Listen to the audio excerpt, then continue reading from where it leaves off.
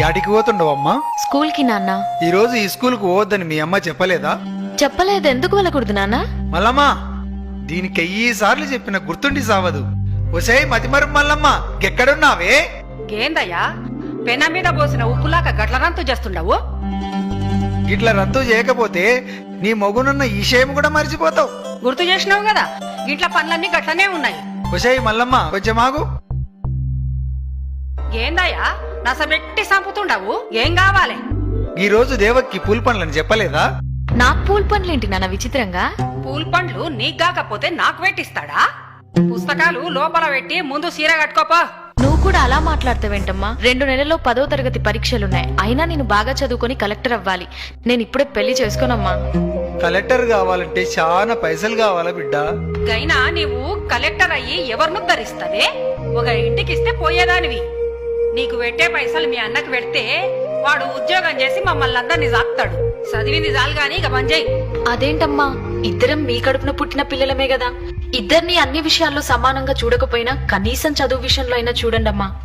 నేను బాగా చదువుకొని కలెక్టర్ కావాలని ఆశగా ఉందమ్మా. దయచేసి కాదనకండి. ఆడపిల్లంటే భారం కాదు, బంగారం అని నిరూపిస్తానమ్మా. చూడు బిడ్డ, నీవు 10 పాస్ అయితే పెళ్లి చేసుకోడంట నీ బావ గోపన్న.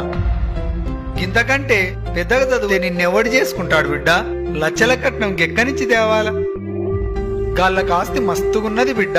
నా మాట విని చదువు మాని బావను పెళ్లి చేసుకో. అయ్యో నాన్న, మనిషికి తరగని ఆస్తి చదువేనని మా సార్ వాళ్ళు చెప్పారు. చదువు అనే ఆస్తి ముందు ఏ ఆస్తి పనికిరాదు నాన్న. అయినా నన్ను 10 పాస్ కావద్దని చెప్పడానికి వాడేవాడు నాన్న? అలాంటి వాడిని ఈ జన్మలోనే కాదు, ఏ జన్మలో కూడా పెళ్లి చేసుకోను. ఏందే నోరు పెద్దగా చేస్తుండవు? 10 కూడా పాస్ కాక ముందే ఎదురు ములుగుతుండవు. ఇంకా పెద్దగైతే మా మాట వింటావా? పుస్తకాలు ఇంట్లో పెట్టి పోయి చీర కట్టుకోపా. అంతగా పెళ్లి చేయాలనుంటే అన్నయ్యకి పెళ్లి చేయండి. వాడు నాకంటే ముందే పుట్టాడుగా. హలో సిస్టర్, కలలు కనండి, వాటిని సార్థం చేసుకోండి మన దివంగత రాష్ట్రపతి అబ్దుల్ కలాం గారు చెప్పారు. నేను డాక్టర్ కావాలని కలలు కంటున్నా. నన్ను పెళ్లి ఊబిలోకి లాగి నా కలల్ని కలలు చేయొద్దు. నీకొక్కడికే ఉందా కలలుగానే స్వేచ్ఛ? నాకు లేదా? అమ్మాయిలకి కలలుగానే స్వేచ్ఛ ఉందో లేదో నువ్వే ఆలోచించుకో సిస్టర్. ఒకవేళ ఉన్న అమ్మనాలతోని సామరస్యంగా మాట్లాడుకొని పరిష్కరించుకో. బాయ్ సిస్టర్, కాలేజీకి వెళ్ళొస్తా. ఇది మంచిగా చెప్తే వినట్టు లేదు. పుస్తకాలు ఇక్కడి నన్ను చంపిన పర్లేదు, నేను పుస్తకాలు మాత్రం ఇవ్వను. నేను స్కూల్కి వెళ్తా.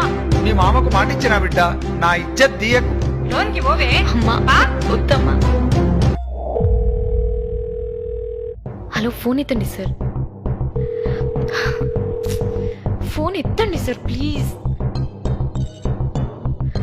ఫోన్ ఎత్తండి సార్. హలో, ఎవరు? హలో సార్, నేను దేవకిని మాట్లాడుతున్నాను. ఎందుకమ్మా ఏడుస్తున్నావు? నన్ను చదువు మాన్పించి పెళ్లి చేయాలని ఎంగేజ్మెంట్ చేస్తుండ్రు సార్. మీరు వచ్చి ఎలాగైనా కాపాడాలి సార్. Sir please sir. నువ్వేం భయపడకమ్మా, నేను వెంటనే పోలీసుల్ని పంపిస్తా. Sir please sir. ఎవరికి ఫోన్ చేస్తుండవే? Police station. నువ్వు గనుక ఈ పెళ్లి చేసుకోకపోతే ఈ పురుగుల మందు తాగి సస్తా. అలాగే చేసుకుంటానమ్మా, నువ్వు తాగొద్దు ప్లీజ్. అయితే లోన్కి వా. రావయ్యా లచ్చన్న బావా, రా. ఇప్పుడే నా రావడం. కూర్చోండి బావా, కూర్చోండి. కిష్టే బావా, శల్యమయ్యాడుంది. లోపలుంది బావా. 2 నిమిషాల్లో దివ్యమైన ముహూర్తం సుమి. రావుకాలం రాక ముందే తాంబూలాలు ఇచ్చి పుచ్చుకోవాలి సుమి. అమ్మాయిని త్వరగా తీసుకురమ్మను నా దద్దోజనం. మల్లమ్మ, బిడ్డను దొలకరా.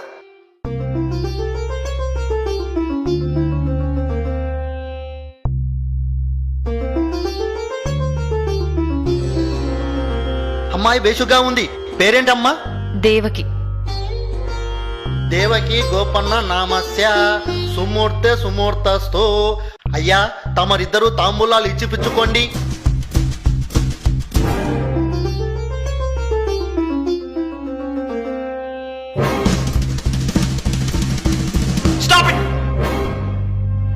కానిస్టేబుల్స్, వీళ్ళందరూ జీపేకి ఇచ్చండి.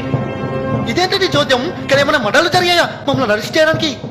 మైనార్టీ తిరిగిన అమ్మాయిని చదువు మానిపించి బలవంతంగా పెళ్లి చేయడం చట్టం దృష్టిలో మర్డర్ చేయడం పన్నా నేరం. అందుకు కారకులైన మీరందరూ శిక్షార్హులే. అది కాదు సుమి, అమ్మాయి చదువు మాన్పించడంలో నాకు సంబంధం లేదు. అమ్మాయి పెళ్లి చేయడం అనేది తల్లిదండ్రుల నిర్ణయం. నన్నెందుకు అరువు చేస్తున్నాడు నా దద్దోజనం? నేరం చేసేవారికి సహకరించడం కూడా నేరమే. మైనార్టీ తీరని అమ్మాయిలకు పెళ్లి తంతు నిర్వహించకూడదు. మా బిడ్డకు మేం పెళ్లి చేసుకుంటే మధ్యాహ్నం నీకేందయ్యా బాధ? చూడమ్మా, చట్టరీత్యా 18 సంవత్సరాలు నిండని అమ్మాయికి 21 సంవత్సరాలు నిండని అబ్బాయికి పెళ్లి చేస్తే నేరమవుతుంది. మర్యాదగా స్టేషన్కి వస్తారా, బలవంతంగా లాక్కెళ్ళాలా? ఫోన్ చేసి పోలీసులను పిలిపించి మా ఇజ్జత్ తీసినావుగా ననే. ఈ రోజే నువ్వు చచ్చిన రోజు అనుకుంటాం. ఇంకొక్క నిమిషం కూడా గీడుండొద్దు. పోవే. చూడు బిడ్డ, ఇంకెప్పుడు నా ఇంటికి రావద్దు. కాదని వస్తే గదే రోజు మేమిద్దరం చచ్చిపోతాం. వెళ్ళవే. సార్ మీకు దండం పెడతాను. మా వాళ్ళని వదిలేసి నాకు ఎక్కడైనా చదువుకోవడానికి అవకాశం ఉంటే కల్పించండి. నీలాంటి అమ్మాయిలకు రక్షణ కల్పించడానికి ప్రభుత్వం స్టేట్ హోమ్ ఏర్పాటు చేసింది. అక్కడ నువ్వెంతవరకైనా చదువుకోవచ్చు. వెళ్దాం పదమ్మా.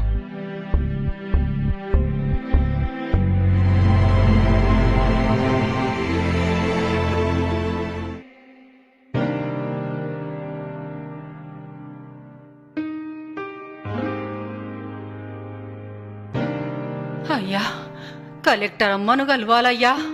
అలాగే ఆగండి అమ్మా.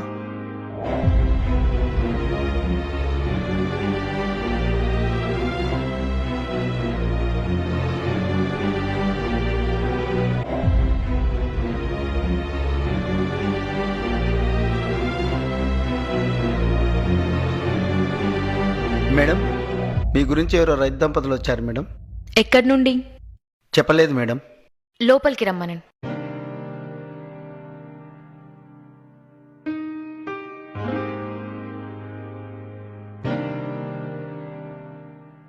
దండాలమ్మా. చెప్పండమ్మా. ఉన్న భూమినంతా అమ్ముకొని కొడుకును చదివించి డాక్టర్ను చేస్తే గాడింటికి వస్తలేడు. మేమే గాడింటికి పోతే కోడలు రాణిస్తలేదు. మెడవట్టి బయటికి దొబ్బింది. ఉన్న అర్ధెకరం పొలంలో బుడ్డలేస్తే నకిలీ ఇత్తనాల వల్ల ఒక్క గింజ చేతికి రాలేదు.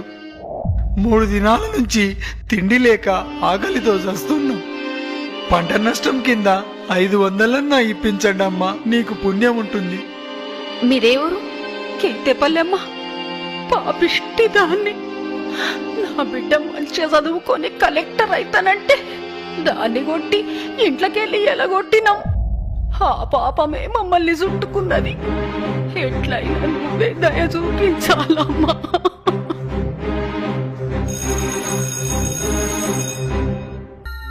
మేడం. ఆర్డీఓని రమ్మనండి. Okay madam.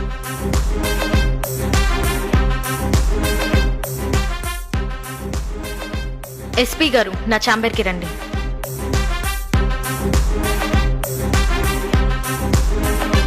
Good morning madam. మన జిల్లాలో పంట వేసి నష్టపోయిన రైతులందరికీ 24 గంటల్లోగా నష్టపరిహారం అందించాలి. ఈ విషయంలో ఆలస్యమైతే all will be suspended. Mind it. Okay madam.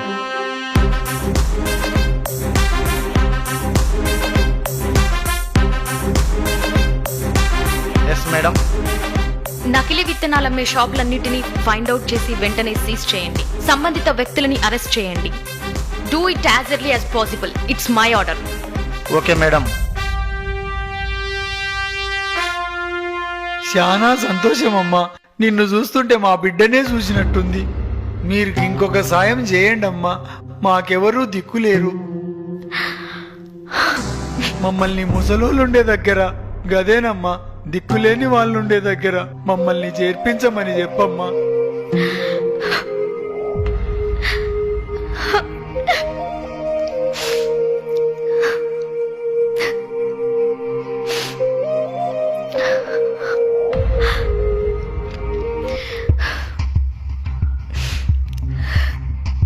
నన్ను క్షమించండి నాన్న.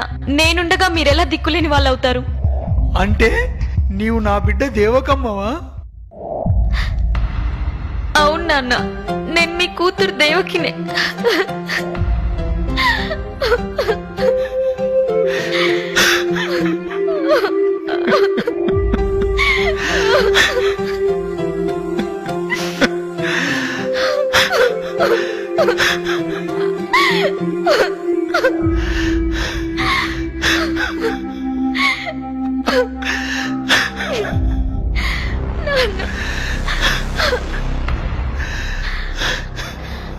అమ్మా, నేనమ్మా మీ కూతురు దేవకిని.